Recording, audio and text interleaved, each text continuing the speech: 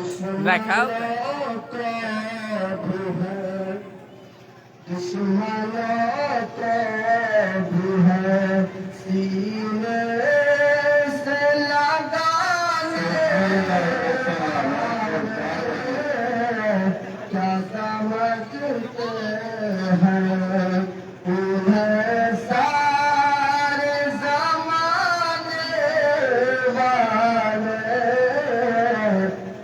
رب کے محبوب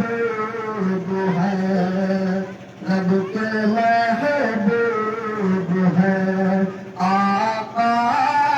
کے گھرانے والے رب کے محبوب ہے السلام علیکم ورحمۃ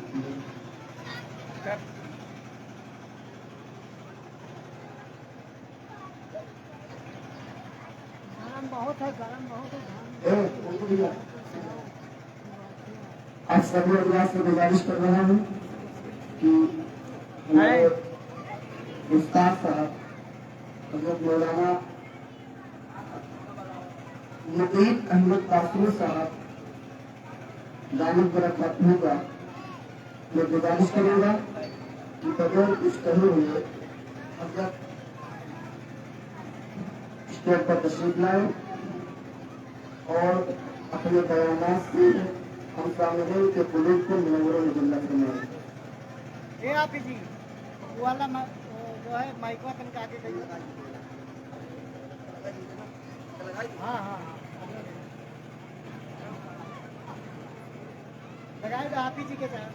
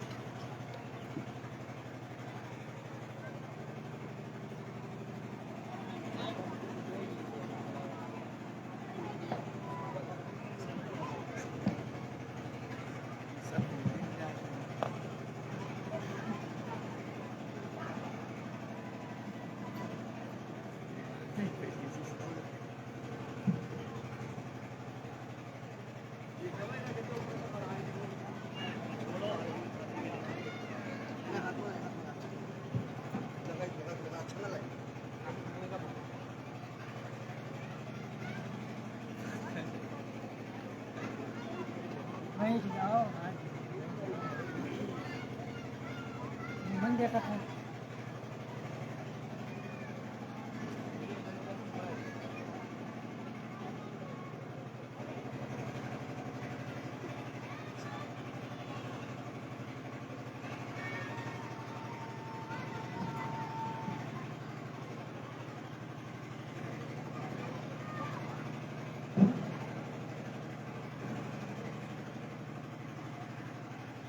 السلام علیکم ورحمۃ اللہ وبرکاتہ بسم اللہ الرحمن الرحیم الحمد للہ رب العالمین والعاقبۃ للمتقین والصلاة والسلام على شمس الہدایۃ والیقین وعلى آلہ واصحابہ اجمعین اما بعد فقد قال اللہ تبارک وتعالى في القرآن الكریم أعوذ بالله من الشيطان الرجيم بسم الله الرحمن الرحيم لقد من الله على المؤمنين إذ بعث فيهم رسولا من أنفسهم يتلو عليهم آياته ويزكيهم ويعلمهم الكتاب والحكمة وإن كانوا من قبل لفي ضلال مبين صدق الله العظيم اللهم صل على سيدنا محمد وعلى آل سيدنا محمد وبارك وسلم اللهم صل على سيدنا محمد وعلى آل سيدنا محمد وبارك وسلم اللهم صل على سيدنا محمد وعلى آل سيدنا محمد وبارك وسلم. محترم بزرگوں اور بھائیوں، چھوٹے چھوٹے بچوں نے بہترین انداز میں اسٹیج پہ آ کر کے اس بیداری کے ساتھ اپنے ہاتھوں میں مائک پکڑ کر کے حضور اکرم صلی اللہ علیہ وسلم کی شان میں نعت کا نذرانہ پیش کیا ہے، پرچیوں نے پیش کیا ہے. یہ قابل مبارکباد ہے، اس لیے کہ آج کے دن حضور اکرم صلی اللہ علیہ وسلم کی نسبت سے ہم سب کا اکٹھا ہونا ہوا ہے. ہم سب کی جو حاضری ہوئی ہے، ہم سب جو بیٹھے ہیں سننے کے لیے، کس کا تذکرہ سننے کے لیے؟ سب جانتے ہیں کہ محبوب رب العالمین سرکار دو عالم حضرت محمد مصطفیٰ صلی اللہ علیہ وسلم کا تذکرہ سننے کے لیے ہم سب جمع ہوئے ہیں. بڑی بابرکت محفل ہے، بڑی بابرکت مجلس ہے. اس محفل کی برکت کا کوئی ٹھکانا ہی نہیں ہے کہ جس محفل کی نسبت حضور صلی اللہ علیہ وسلم سے ہے. رشک کرتے ہیں ملک ایسی زمین پر اسعد، رشک کرتے ہیں ملک ایسی زمین پر اسعد، جس پہ دو چار گھڑی ذکر خدا ہوتا ہے. ایسی محفلوں کو، ایسی مجلسوں کو کہ جس محفل میں، جس مجلس میں اللہ اور اللہ کے رسول صلی اللہ علیہ وسلم کا تذکرہ کیا جائے اور تذکرہ سنا جائے، فرشتے جوک در جوک جماعت وار حاضر ہوتے ہیں، وہ بھی حاضری دیتے ہیں. ہمیں دکھائی نہیں دے رہے ہیں، اپنی نظروں سے ہم فرشتوں کو نہیں دیکھ رہے ہیں، لیکن حقیقت میں فرشتے آج آئے ہوئے ہیں اور یہاں وہ بھی شریک ہیں. اور یہ فرشتے پھر واپس بھی جائیں گے اللہ کی بارگاہ میں. اللہ تبارک و تعالی پوچھیں گے کہاں سے آ رہے ہو؟ فرشتے بتائیں گے اللہ کو سب معلوم ہے، لیکن اللہ کے رسول صلی اللہ علیہ وسلم کی مبارک حدیث ہے، اسی طرح کی حدیث ہے کہ اللہ پوچھیں گے جاننے کے باوجود کہ کہاں سے آ رہے ہو میرے فرشتوں. فرشتے بتائیں گے کہ آپ دنیا سے ایک ایسی جگہ سے آ رہے ہیں کہ وہاں آپ کے بندے آپ کے محبوب کا، آپ کے نبی کا تذکرہ کر رہے تھے، آپ کا تذکرہ کر رہے تھے، ذکر کر رہے تھے. اللہ تبارک و تعالیٰ کو بے انتہا خوشی ہوگی یہ سن کر کے، اور اللہ تبارک و تعالیٰ فرشتوں کو گواہ بنا کر کے کہیں گے کہ فرشتوں گواہ رہو کہ میں ان تمام بندوں اور ان تمام مردوں خواتین جو بھی اس مجلس میں شریک تھے، جو بھی ذکر سن رہے تھے، ذکر کر رہے تھے، میں سب کو معاف کر دیا، میں نے سب کی مغفرت کر دی. فرشتے کہیں گے اے اللہ، اس مجلس میں کچھ لوگ ایسے ہی آ کر کے بیٹھ گئے تھے، ان کی نیت سننے سنانے کی نہیں تھی، ان کا مقصد باقاعدہ محفل میں شریک ہو کر کے حصہ لینا نہیں تھا، بلکہ ایسے ہی آ کر کے بیٹھ گئے. اللہ تبارک و تعالی فرشتوں سے فرمائیں گے کہ جو بھی جہاں بھی آواز لوگوں نے سنا، وہ ذکر رسول، ذکر مصطفیٰ، ذکر خدا کو سنا ہے، جہاں سے بھی سنا ہے، جیسے بھی سنا ہے، جس طرح سے بھی سنا ہے، جس طرح سے بیٹھ کر کے سنا ہے، میں ان لوگوں کی برکت سے جو اچھی نیت سے آ کر کے بیٹھ کے انہوں نے سنا ہے، ان لوگوں کی برکت سے ایسے لوگوں کو بھی ہم نے معاف کر دیا. یہ کتنی بڑی سعادت کی بات ہے. ہم سب کے حاضری کو، ہم سب کے بیٹھنے کو، ہم سب کے سننے سنانے کو اللہ تبارک و تعالیٰ سے دعا کریں کہ اللہ قبول فرمائے، ہماری حاضری کو قبول فرمائے، ہمارے سننے سنانے کو قبول فرمائے، اور اللہ کے رسول صلی اللہ علیہ وسلم کی بے پناہ بے انتہا محبت ہم سب کے دلوں میں پیدا فرمائے، نبی کی اتباع اور نبی کی پیروی ہم سب کے اندر پیدا فرمائے. ہم اللہ کے رسول صلی اللہ علیہ وسلم کے جہاں دیوانے ہو جائیں، ایسے سنت مصطفیٰ کے بھی دیوانے بن جائیں، اللہ کے رسول صلی اللہ علیہ وسلم کے طریقے پر چلنے والے ہو جائیں، اللہ کے رسول صلی اللہ علیہ وسلم پر زیادہ سے زیادہ درود شریف پڑھنے والے ہو جائیں. درود شریف کے سلسلے میں قرآن عظیم الشان میں اللہ تبارک و تعالیٰ نے فرمایا ان اللہ وملائکتہ یصلون علی النبی یا ایھا الذین آمنوا صلوا علیہ وسلموا تسلیما. اس آیت کا ترجمہ اور مطلب یہ ہے، اللہ تبارک و تعالیٰ فرما رہے ہیں کہ ان اللہ و ملائکتہ یصلون علی النبی،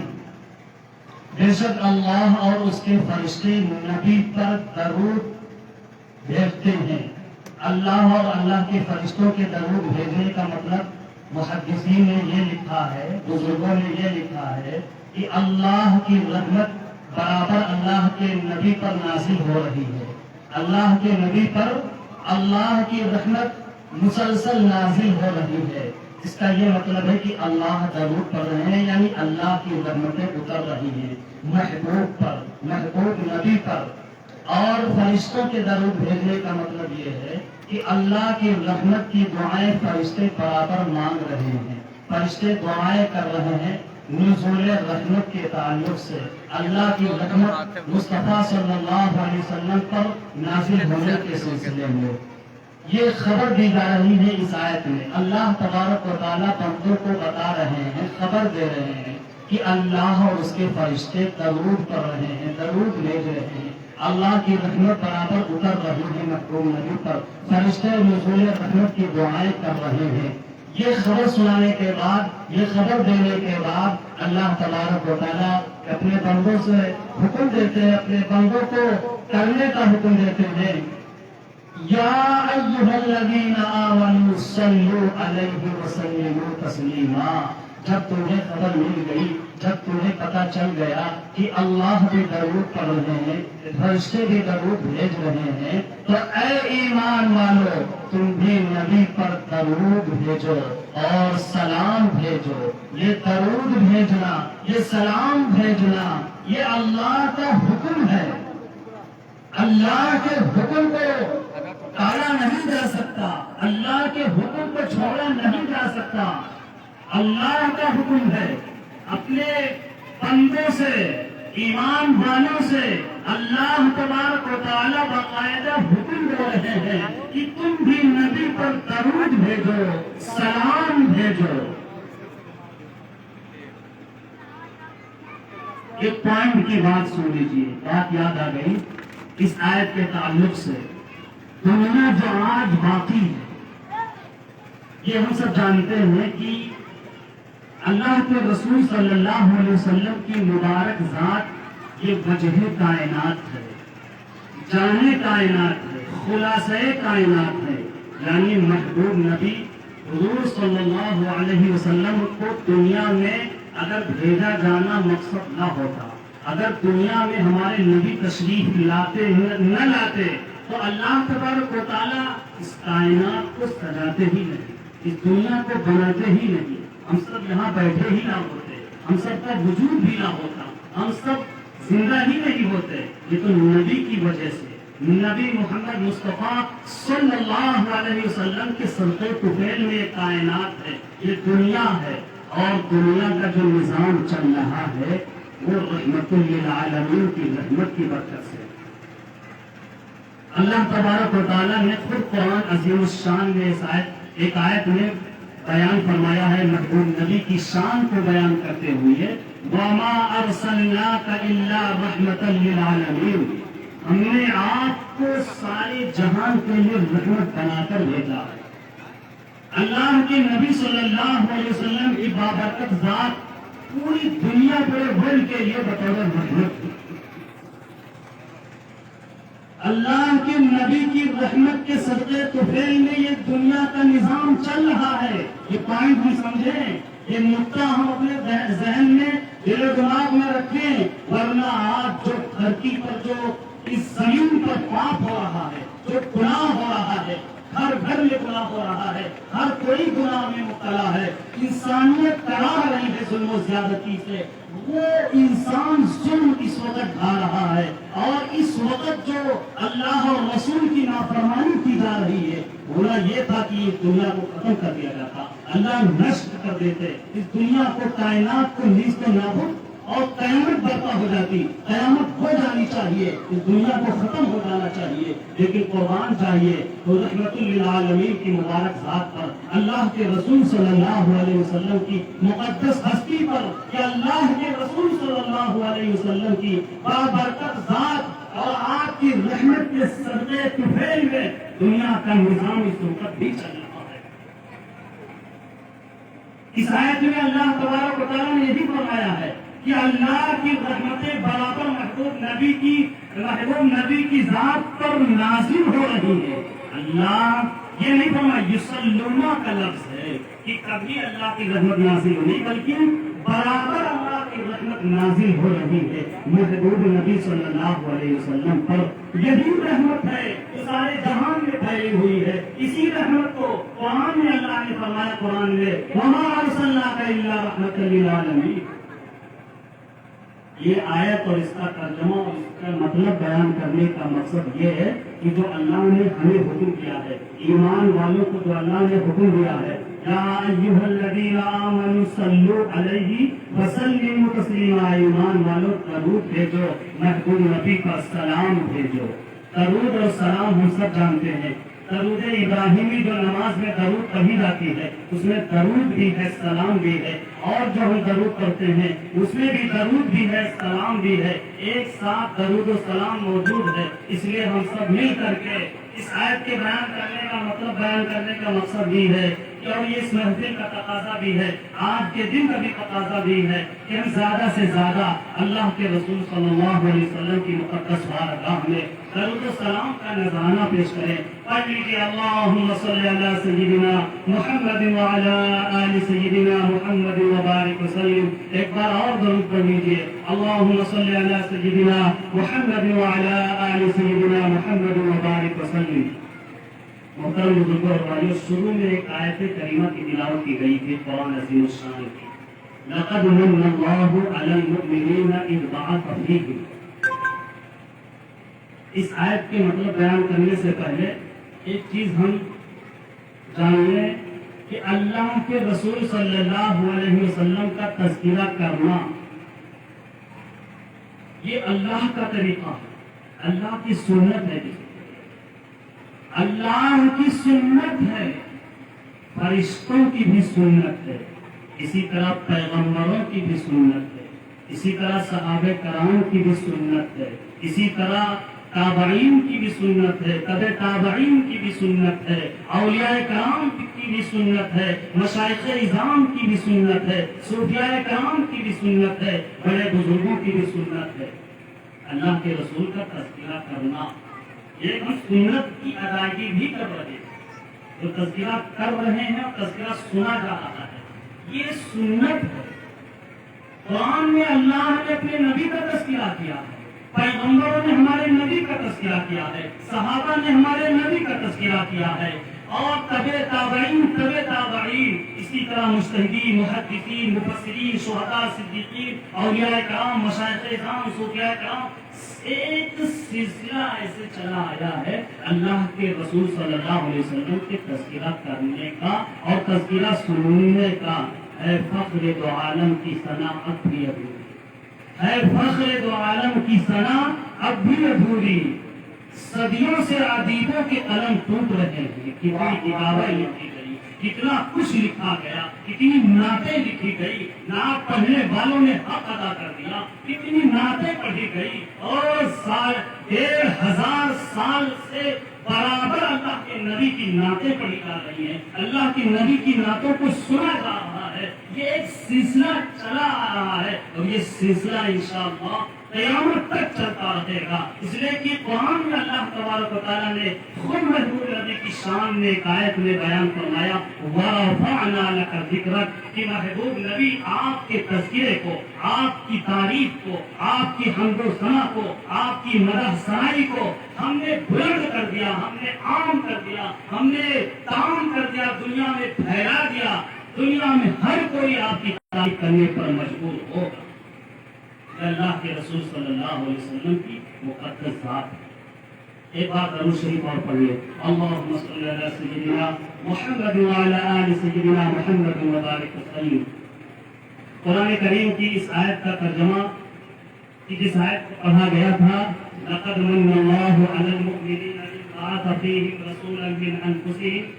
یتلو علیہم آیاتہ ویزکیہم. اللہ کے نبی کی شان کو بیان کرتے ہوئے اللہ تبارک و تعالیٰ نے اس آیت میں بیان فرمایا کہ اللہ نے ایمان والوں پر احسان فرمایا. लक़द मन्नल्लाहु, यकीनन बेशक अल्लाह ने ईमान वालों पर एहसान फरमाया है। इज़ बअस फीहिम, कि तुम्ही में से तुम्ही के पास एक रसूल भेज दिया। रसूल से मुराद हुजूर सल्लल्लाहु अलैहि वसल्लम, अपने महबूब को तुम्हारे दरमियान भेज दिया। अल्लाह फरमा रहे ये मेरा एहसान है। इस बार फीहिम रसूलन मिन अनफुसिहिम, वो रसूल कुरान की आयत पढ़ करके आपको सुनाते हैं। वो रसूल आपके दिलों का तज़किया करते हैं, आपको साफ सुथरा करते हैं, गुनाहों से पाक और साफ करते हैं। वयुअल्लिमुहुमुल किताब वल हिकमा, और किताब और हिकमत की तालीम देते हैं। वइन कानू मिन क़ब्ल लफ़ी ज़लालिन मुबीन, अल्लाह तबारक व तआला कुरान में बयान फरमा रहे हैं कि मेरे महबूब के दुनिया में तशरीफ लाने से पहले इंसानों का क्या हाल था। वइन कानू मिन क़ब्ल लफ़ी ज़लालिन मुबीन, सब के सब पूरी गुनाही में थे। इंसानियत गुमराह थी, इंसान गुमराह था, भटक रहा था। अल्लाह के नबी सल्लल्लाहु अलैहि वसल्लम दुनिया में तशरीफ लाने से पहले खाने काबा में, जो खास अल्लाह का घर है, खाने काबा में 360 बुत रखे हुए थे। अल्लाह के रसूल सल्लल्लाहु अलैहि वसल्लम जहाँ तशरीफ लाए, यानी मक्कतुल मुकर्रमा में, वहाँ का हाल लात, उज़्ज़ा, मनात, हुबल जैसे बड़े बड़े बुतों की परस्तिश की जा रही थी। एक खुदा को छोड़ करके 32 करोड़ माबूदों को लोग खुदा बनाए बैठे थे, उनकी इबादतों की जा रही थी। औरतों का बुरा हाल था, औरतें तो परेशान थी कि कब अल्लाह की रहमत आ जाए, कब अल्लाह की तरफ से कोई बहुत बड़ा मुहसिन, बहुत बड़ा आसरा और सहारा, जरिया कहीं से अल्लाह की तरफ से पैदा हो जाए और इससे निजात मिल जाए। और परेशान, शौहर का इंतकाल हो जाता था तो बीवी को शौहर के पति के चिता पर चल जाना होता था, उसको भी अपने आप को खत्म करना होता था। ये रस्म रवाज आम था। अगर बच्ची पैदा हो जाती थी घर में तो उस बच्ची को जिंदा रहने का कोई हक नहीं था। बाप अपने ही हाथ से अपने ही बच्ची को ले जा करके गड्ढा खोद करके जिंदा दफन कराया करते थे, जिंदा दफन कर देता था बच्ची को। जो गरीब था, जो पैसे से लाचार था, जो मजबूर था, जो पैसे वाले थे, जो ताकतवर थे, जो ओहदा और मनसब वाले थे, वो गरीबों का बुरा हाल किए हुए थे। हर एतबार से इंसानियत सिसक रही थी, परेशान थी, इंतजार में थी। अल्लाह तबारक व तआला ने रहम फरमाया इंसानियत पर। इसी को अल्लाह ने फरमाया कि ये मेरा एहसान हुआ। अल्लाह ने एहसान फरमाया, इसी को अल्लाह तबारक व तआला ने कुरान में बयान फरमाया है कि अल्लाह का एहसान हुआ कि ऐसे दौरे जाहिलियत में कि जहां गुनाह ही गुनाह था, शराब नोशी, ज़िनाकारी और तमाम तरह की जुल्म और ज़्यादती, हर किस्म का गुनाह पनप रहा था। ऐसे दौरे जाहिलियत में हज़रत ईसा अलैहिस्सलातु वस्सलाम को दुनिया से गए हुए 550 साल हो चुके थे। छठी सदी ईस्वी थी। 22 अप्रैल 571 ईस्वी में 22 अप्रैल 571 ईस्वी की तारीख थी और सुबह सवेरे अल्लाह के रसूल सल्लल्लाहु अलैहि वसल्लम अब्दुल मुत्तलिब की हवेली में हजरत आमिना की गोद में तशरीफ लाते हैं। आपकी तशरीफ लाने से पहले ही लोगों को کچھ ایسے اثرات، کچھ ایسے آثار، کچھ ایسی چیزیں ظاہر ہونے لگی تھی کہ لوگوں کو پتہ چلنے لگا تھا کہ بدلاؤ کا وقت آ گیا ہے۔ انقلاب کی آہٹ لوگ سننے لگے تھے کہ بہت بڑا انقلاب برپا ہونے والا ہے، انسانیت کہیں اور ہے، اب انسانیت کی ایک الگ تاریخ لکھی جائے گی، انسان ایک الگ اپنے مزاج اور اپنی زندگی کے اعتبار سے اب وہ گزرے گا، ایک نئے مرحلے میں انسانیت داخل ہوگی۔ وہ انقلاب اور انقلاب کے وہ اثرات، جیسے کہ بارش ہوتی ہے تو بارش سے پہلے ہم دیکھتے ہیں کہ ہوائیں ٹھنڈی ٹھنڈی چلنے لگتی ہیں، اور اسی طرح بادل دیکھ لیتے ہیں کہ بادل ہو جایا کرتا ہے، تو بادل اور ٹھنڈی ہواؤں کے چلنے کو دیکھ کر کے ہم سمجھ جاتے ہیں کہ بارش ہوگی۔ جیسے سورج نکلنے والا ہوتا ہے تو سورج کے نکلنے سے پہلے پہلے ہی اجالا پھیل جاتا ہے، اجالا ہو جاتا ہے لیکن ابھی سورج نہیں نکلا ہوتا ہے، لیکن ہم اندازہ اجالے صبح کے ٹائم میں اجالے کو دیکھ کر کے اندازہ لگ جاتا ہے صبح ہو گئی ہے، کچھ ہی دیر میں سورج بھی نکل جائے گا۔ ایسے ہی لوگوں کو اندازہ ہونے لگا۔ یہودیوں نے دیکھا کہ صبح سویرے آسمان میں جو ستارے ہیں وہ ستارے جھکے جا رہے ہیں، اور اس طرح سے ستارے جھکے جا رہے ہیں کہ لگنے لگا کہ یہ ستارے کہیں ٹوٹ ٹوٹ کر کے گرنے والے تو نہیں ہیں۔ ان کو لگا یہودیوں کو کہ کچھ ضرور ہوا ہے، یہ ستارے کبھی اس طرح سے تو جھکے نہیں ہیں۔ پتا کرتے کرتے کرتے کرتے ان کو معلوم ہوا کہ مکہ المکرمہ میں عبد المطلب کی حویلی میں جس رات ستاروں کا جھکنا ہوا تھا، اسی رات اسی صبح میں ایک بہت ہی خوبصورت اور باسعادت بابرکت بچے کی ولادت ہوئی ہے، یعنی ہمارے نبی صلی اللہ علیہ وسلم کی ولادت اسی صبح میں ہوئی۔ حضرت آمینہ جو حضور اکرم صلی اللہ علیہ وسلم کی والدہ محترمہ ہے، وہ فرماتی ہے کہ جیسے ہی میرے بچے کی ولادت ہوتی ہے، یعنی حضور صلی اللہ علیہ وسلم اس دنیا میں تشریف لاتے ہیں، میں دیکھتی ہوں کہ میرے جسم سے ایک روشنی پھوٹتی ہے، ایک نور نکلتا ہے، اور اس روشنی میں قیصر و کسریٰ کے محلات نظر آ جاتے ہیں، یعنی کہاں روم اور کہاں ملک شام، وہاں اتنے دور دراز ملکوں کی بڑی بڑی بلڈنگیں اور بڑے بڑے محلات حضرت آمنہ فرماتی ہیں کہ اس روشنی میں ہم دیکھ لیتے ہیں، وہ روشنی میں سارے محلات دکھائی دیتے ہیں۔ اللہ کے رسول صلی اللہ علیہ وسلم جیسے ہی دنیا میں تشریف لائے، کسرا میں ایک ملک ہے کسرا میں 14 گنبد بنے ہوئے تھے، بڑے بھاری گنبد بنے ہوئے تھے۔ جیسے ہی ہمارے نبی دنیا میں تشریف لائے، وہ سارے کے سارے گنبد ایک پھر آ گئے، وہ سارے گنبد گر گئے، 14 کی 14 گر گئے۔ بعد میں جاننے والوں نے، تجربہ کاروں نے بتایا کہ یہ گنبد گرنے کا مطلب یہ ہے تمہاری حکومت 14 پشتوں کے بعد ختم ہو جائے گی، اور ایسا ہی ہوا، ان کی حکومت ختم ہوئی، مسلمانوں کی حکومت۔ فارس میں ایک بہت زبردست قسم کا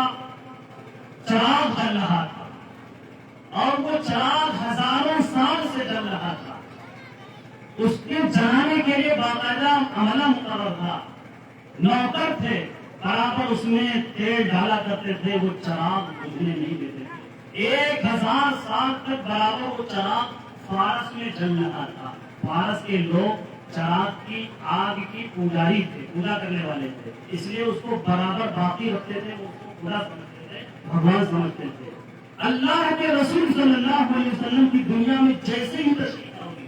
جیسے ہی ہمارے نبی دنیا میں صبح صبح تشریف لائے،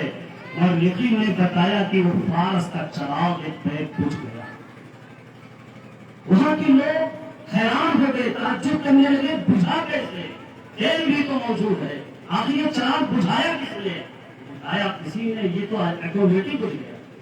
جب معلوم کیا گیا تو ان کو پتا چلا کہ جب چراغ بجھا ہے، اسی دم اسی وقت مکہ المکرمہ بعد ایک بہت ہی عظیم بچے کی، بہت ہی بابرکت بچے کی ولادت ہوئی، یعنی ہمارے نبی دنیا میں تشریف لائے۔ ہمارے نبی جیسے ہی دنیا میں تشریف لائے، یہ بتایا جا رہا ہے کہ ہمارے نبی کی دنیا میں آتے ہی کیسا انقلاب آ گیا، کیسے لوگوں نے محسوس کرنے، کیسے لوگوں کا احساس ہونے لگا، لوگ محسوس کرنے لگے کہ بدلاؤ کا وقت آ گیا ہے، انقلاب کی آوازیں آنے لگی ہے، بہت بڑا انقلاب برپا ہونے والا۔ اللہ کے نبی صلی اللہ علیہ وسلم کی جیسے ہی ولادت باسعادت ہوتی ہے، مکہ المکرمہ میں جو بڑے بڑے بت تھے، لات، منات، عزا، ہبل، یہ دھڑام سے گر جاتے ہیں، زمین دوست ہو جاتے ہیں، زمین پر گر جاتے ہیں۔ جو اس کے سامنے کھڑے ہوئے تھے، عبادت میں مصروف تھے، پوجا کر رہے تھے، تو دیکھتے ہیں ہمارے بھگوانوں کا یہ حشر، ہمارے بھگوان ایک پہ گر گئے، کوئی ہوا نہیں چلی، کہیں کسی نے کسی طرف سے گرایا نہیں، ایسے ہی گر گئے۔ جب پتا چلا، جب کیا گیا، جب ان کو پتا چلا کہ اللہ کے رسول صلی اللہ علیہ وسلم کی یعنی عبد المطلب کی حویلی میں، حضرت آمینہ کی گود میں ایک بہت ہی عظیم بچے کی، بہت خوبصورت بچے کی، بہت ہی بابرکت بچے کی ولادت،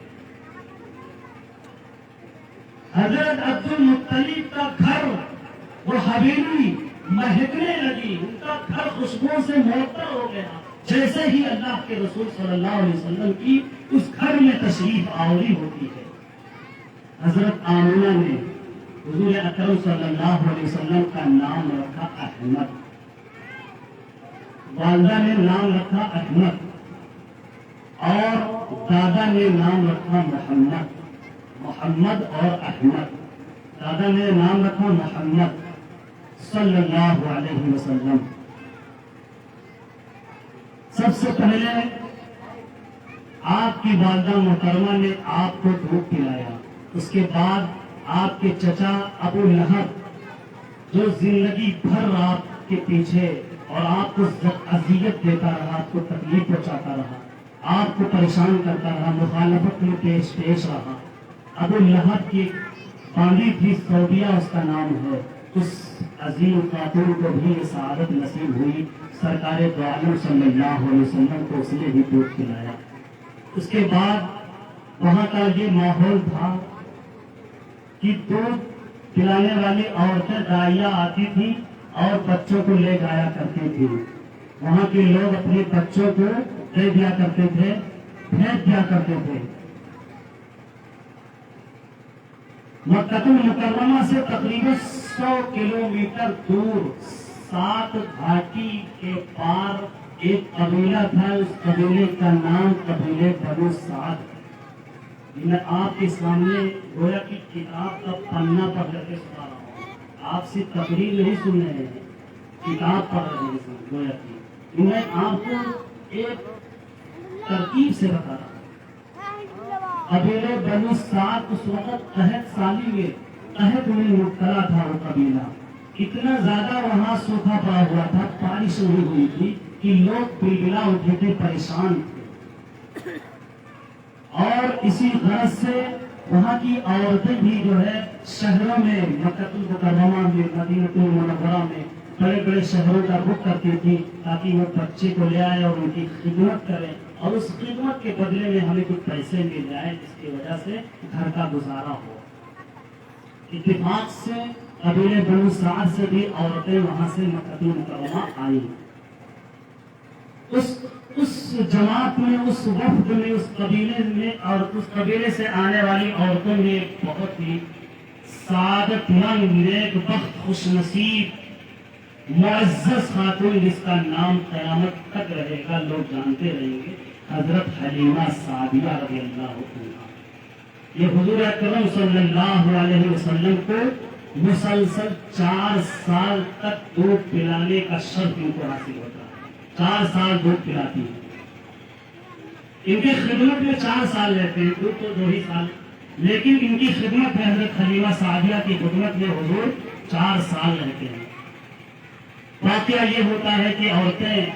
جو آتی ہیں حضرت حلیمہ سعدیہ ان کے ساتھ ہوتی ہے، تو ان کا جو جانور ہوتا ہے بہت لاغر کمزور ہوتا ہے، وہ پیچھے رہ جاتی ہیں، اور جو دوسری عورتیں بڑے گھر کی عورتیں ہوتی ہیں وہ توانا اور مضبوط جانور کے ساتھ آتی ہیں، تو وہ جلدی مکہ المکرمہ شہر میں پہنچ جاتی ہیں، اور شہر میں جلدی پہنچ کر کے ہر گھر سے بچے کو حاصل کر لیتی ہیں۔ اور حضرت عبد المطلب کے گھر بھی وہ دستک دیتی ہے، دروازہ کھٹکھٹاتی ہے، لیکن ان کا مقدر جاگ نہیں رہا تھا۔ وہ یتیم سمجھ کر کے کہ بچہ یتیم ہے، اس بچے کا باپ اس کے پیدا ہونے سے پہلے ہی دنیا سے رخصت ہو چکا ہے، حضرت عبداللہ دنیا میں نہیں، حضرت عبداللہ کا انتقال ہو چکا ہے، وہ یتیم جان کر کے اس بچے کو نہیں لیتی ہے اور چھوڑ کر کے چلی جاتی ہے۔ حضرت حلیمہ سعدیہ بعد میں پہنچتی ہے تو ان کو پتہ چلتا ہے کہ شہر کے گھر میں جتنے بچوں کی پیدائش ہوئی ہے، ان سارے بچوں کو ان سے پہلے پہنچنے والی عورتوں نے حاصل کر لیا ہے، صرف ایک بچہ عبد المطلب کے گھر میں بچا ہے، یتیم سمجھ کر کے کسی نے اس کو نہیں دیا۔ حضرت حلیمہ سعدیہ کا مقدر جاگ رہا تھا، وہ جاتی ہیں اپنے شوہر سے مشورہ کر کے کہ جب کوئی بچہ نہیں ملے گا تو خالی ہاتھ جانے سے اچھا ہے کہ اسی بچے کو ہم لے لیں۔ یہ ملاقات سے پہلے ان کے دل میں یہ سب خیال آتا ہے کہ اسی بچے کو لے ہی لیں، بھلے کچھ نہیں ملے گا چلو لے جاتی ہیں اور اس بچے کی خدمت کرتی ہیں۔ لیکن جب وہ عبد المطلب کے گھر پہنچتی ہے حضرت حلیمہ سعدیہ بچہ لینے کی غرض سے، اور جب بچے کو وہ دیکھتی ہے تو مچل جاتی ہے، تڑپ جاتی ہے۔ حضور صلی اللہ علیہ وسلم اس وقت گود میں سو رہے تھے، اوپر سے ایک چادر ڈالی گئی تھی۔ روایت میں ہے کہ جیسے ہی حضرت حلیمہ دودھ پلانے کی غرض سے اس بچے کو مانگتی ہے حضرت آمینہ سے، والدہ سے، تو حضور صلی اللہ علیہ وسلم کا چہرہ جیسے ہی زیارت کرتی ہے حضرت حلیمہ سعدیہ، حضور کا چہرہ کھلتا ہے، حضور مسکرانے لگتے ہیں حضرت حلیمہ سعدیہ کو دیکھ کر، اور حضرت حلیمہ سعدیہ اس بچے کو یعنی ہمارے نبی کو دیکھ کر کے دیوانہ ہو جاتی ہے کہ اتنا حسین و جمیل خوبصورت بچہ ہم نے زندگی میں ہم نے دیکھا ہی نہیں، ہم نے کہیں سنا ہی نہیں، اور کیسے کوئی دیکھتا، کیسے کوئی سنتا۔ تو فرشتوں کے سردار حضرت جبرائیل علیہ السلام کی بھی روایت موجود ہے کتابوں میں کہ ہم تو دنیا کا چکر نہیں لگائے ہیں بلکہ کائنات کا چکر لگا کے دیکھ چکے ہیں، اس ہمارے نبی جیسا حسین و جمیل خوبصورت بچہ اور دنیا میں کہیں ہے ہی۔ حضور اکرم صلی اللہ علیہ وسلم کو گود میں لے لیتی ہے، دودھ پلاتی ہے۔ اسی وقت ایک واقعہ پیش آتا ہے، حضور اکرم صلی اللہ علیہ وسلم کی بالکل معصوم دودھ پینے کی عمر ہوتی ہے۔ انصاف دیکھیے کہ حضرت حلیمہ ایک پستان میں دودھ پلانے کے بعد پھر سوچتی ہیں کہ اور زیادہ یہ بچہ دودھ پی لے اور زیادہ اس کا پیٹ بھر جائے، دوسرے پستان میں بھی منہ لگا دیتی، لیکن حضور صلی اللہ علیہ وسلم اس عمر میں دودھ نہیں پیتے تھے، کیونکہ ایک بچہ حضرت حلیمہ کا خود کا بچہ تھا دودھ پینے والا، جس کا نام عبداللہ تھا۔ عبداللہ دودھ پینے کی عمر تھی، وہ خود پہلے سے ان کے یہاں ایک بچہ تھا۔ حضور صلی اللہ علیہ وسلم اسی وقت یہ انصاف کرتے ہیں کہ میرے حصے کا جو دودھ ہے وہ میں نے پی لیا، وہ میرے بھائی کا حصہ ہے، میں اپنے بھائی کا حصے کا دودھ نہیں پی سکتا۔ یہیں سے اندازہ لوگوں نے لگا لیا کہ بہت زبردست پوری دنیا میں انصاف کا ایک نظام قائم ہونے والا ہے، انصاف کو عام کیا جائے گا پوری دنیا میں، اور ظلم و زیادتی کا آگے چل کر کے خاتمہ ہونے والا ہے۔ حضور اکرم صلی اللہ علیہ وسلم کو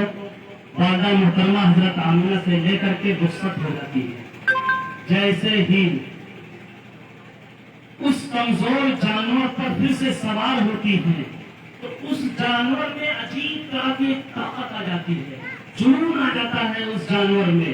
ہمارے نبی کی برکت سے اس کو اتنی توانائی آ جاتی ہے کہ اس تیز رفتاری کے ساتھ وہ جانور میں گھوڑا دوڑنے لگتا ہے کہ جو عورتیں ساتھ میں آئی تھی اور بچہ پہلے لے کر کے پہلے ہی جا چکی تھی، ان کو حضرت حلیمہ سعدیہ پیچھے کر دیتی ہیں، ان سے آگے بڑھ جاتی ہیں۔ رک کر کے وہ عورتیں پوچھتی ہیں حلیمہ کیا بات ہے، آج تو بدلی نظر آ رہی ہو، آج تو تمہارا چہرہ کھلا ہوا ہے، حلیمہ بتاؤ کہ آج تم اتنی تیز رفتاری کے ساتھ کیسے تمہارا سفر ہو رہا ہے، کیسے وہ تمہارا جانور اتنی طاقت کے ساتھ اور اتنی تیز رفتار کے ساتھ دوڑ رہا ہے۔ وہ تو بالکل کمزور تھا، بالکل لاغر تھا، چل چل کر کے گرتا تھا، کئی جگہ راستے میں گر گیا تھا کمزوری کی وجہ سے. اتنی طاقت اس گھوڑے میں کیسے آ گئی، اس جانور میں اتنی زیادہ توانائی کیسے آ گئی، اتنا تیز کیسے چلنے لگا؟ حضرت حلیمہ سعدیہ ان عورتوں کو بتاتی ہے کہ اس بچے کی برکت کی وجہ سے، اس بچے کو جیسے ہی ہم نے گود میں لیا ہے، میرے گود میں آتے ہی میرے پستان میں دودھ نہیں تھا، دودھ بھر گیا، دودھ آ گیا، اتنا زیادہ دودھ آ گیا کہ میں نے کبھی اتنا محسوس نہیں کیا تھا. اور اس بچے کے سوار کرنے کی برکت سے اس جانور میں اتنی زیادہ توانائی اور اتنی زیادہ طاقت آ گئی کہ کس تیز رفتاری کے ساتھ ایک گھوڑا دوڑ رہا ہے. یہ اللہ کے رسول کی برکت کا آغاز ہے. اللہ کے رسول صلی اللہ علیہ وسلم کو اس قبیلے میں 7 گھاٹی کے پار قبیلے بنو سعد میں بھیج کر کے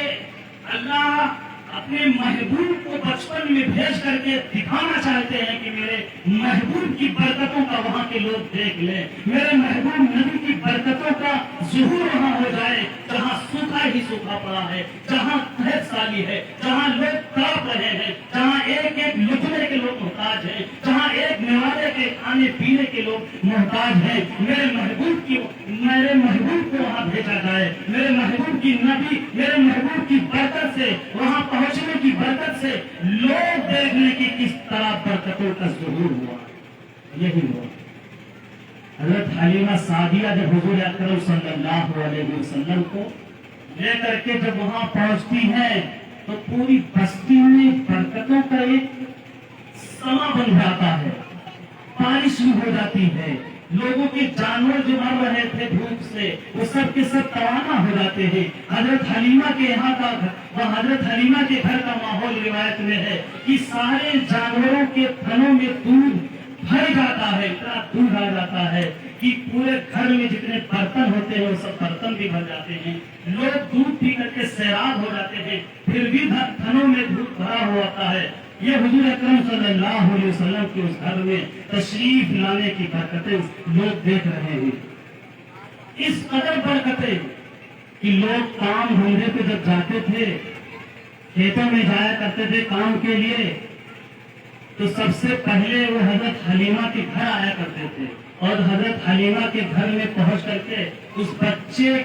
کو اپنے گود میں لے کر کے برکت حاصل کرتے تھے، چہرے کی زیارت کر لیتے تھے اور چہرے کی زیارت کرنے کے بعد پھر وہ اپنے کام دھندے پہ جایا کرتے تھے. کام دھندا خوب اچھا ہوتا تھا، خوب کماتے تھے، خوب پیسہ حاصل ہوتا تھا، خوب کھیتی باڑی ہوتی تھی، خوب جانور ان کے توانا ہوتے تھے. اور جب شام میں واپس آتے تھے بستی کے لوگ، گاؤں کے لوگ، تو پھر سے آتے تھے شام میں، سب سے پہلے حضور کی زیارت کرتے تھے، حضور کے چہرے مبارک کو دیکھتے تھے، پھر ان کو سکون ملتا تھا اور پھر وہ اپنے گھروں میں جایا کرتے تھے. یہ سلسلہ 2 سال تک چلتا رہا. 2 سال کے بعد حضرت حلیمہ سعدیہ حضور کو واپس لاتی ہیں حضرت آمینہ کے پاس. لیکن برکتیں اتنی زیادہ دیکھ چکی تھی، اللہ کے نبی صلی اللہ علیہ وسلم کے آثار اور برکات اتنا زیادہ فائدہ اٹھا چکی تھی کہ دل تڑپ رہا تھا کہ ابھی یہ بچے سے جدائیگی نہ ہو، ابھی یہ بچہ ہم سے جدا نہ ہو. اسی طرح سے پھر سے ان کے والدہ اجازت دے دیں، حضرت آمینہ پھر سے اجازت دے دیں. حضرت آمینہ کیونکہ اس وقت مکہ المکرمہ میں ایک بیماری پھیلی ہوئی تھی، اس بیماری کی وجہ سے حضرت آمینہ نے حضرت حلیمہ سعدیہ سے خود ہی کہا کہ یہاں بیماری پھیلی ہوئی ہے، کہیں ایسا نہ ہو کہ یہ بیماری کے ساتھ میں بچہ دیا جائے، اس لیے میری طرف سے اجازت ہے، پھر سے تم لے جاؤ اس بچے کو اور ان کی خدمت کرو، ان کی پرورش کرو. حضرت حلیمہ سعدیہ چاہتی بھی یہی تھی کہ کسی طرح سے پھر سے جو ہے بچے کی خدمت کی سعادت مل جائے. حضور صلی اللہ علیہ وسلم کو واپس لاتی ہے، پھر 2 سال تک اور خدمت کرتی ہیں. اس عرصے میں 2 واقعہ پیش آتا ہے. 2 سال کے مزید 2 سال کے عرصے میں 2 واقعہ پیش آتا ہے. پہلا واقعہ بکری کو چرانے کا. اللہ کے رسول صلی اللہ علیہ وسلم بکری بھی چرائے ہیں. حضرت حلیمہ سعدیہ کے اس بستی میں، وہاں ان کے گھر میں حضرت حلیمہ کی بکریاں چرائی ہیں.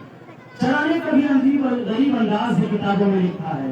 کہ ہماری طرح نہیں، جیسے ہم بکریاں چرانے جاتے ہیں تو بکریاں پریشان کرتی ہیں، ادھر بھاگتی ہیں ادھر بھاگتی ہیں، ان کو دوڑنا پڑتا ہے، توڑ کر کے پکڑنا پڑتا ہے, باندھنا پڑتا ہے, رسی میں جکڑنا پڑتا ہے, پھر صحیح بکریاں رکھتی ہیں. لیکن اللہ کے ملتے کی بکریوں کی چرانے کی شان ہی الگ تھی, انداز ہی الگ تھا.